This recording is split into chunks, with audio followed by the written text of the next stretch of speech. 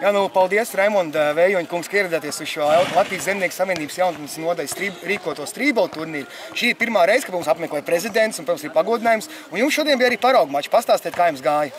Īstenībā gāja ļoti karsti, jo 30 grādi saulē un spēlēt basketbolu dienas vidū diezkas nav.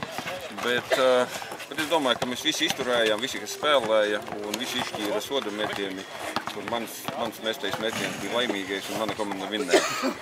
Cik bieži jums sanāk arī pasportot vai basketbolu vai arī ikdienā ar sportu nodarboties?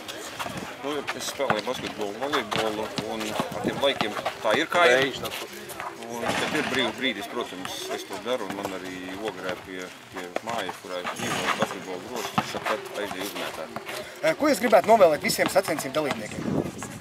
Izturību, veselību, jo šitādā karstā laikā īstenībā vajag, lai veselība laba, lai var izturēt un dzert daudz ūdeni. Un ko es vēl gribēju pateikt, ka šodien arī ir Vējoņa kunga kundzei jubilei, tā kā vēlreiz daudz laimes jūsu kundzei dzimšanas dienā. Un droši vien kaut kādā vakarā... Tas tad jau viņai pašai jāpasaka. Jā, daudz laimes, jā, ne. Bet nu jums droši vien kāds pasākums vakar ieplānots arī, ne? Nu, protams, mēs tūtās dodamies pasākt, tieši ne šādā formā, jā, bet jāpārģēģē. Nu ko, vēlreiz paldies, ka ieradāties, vai veicās.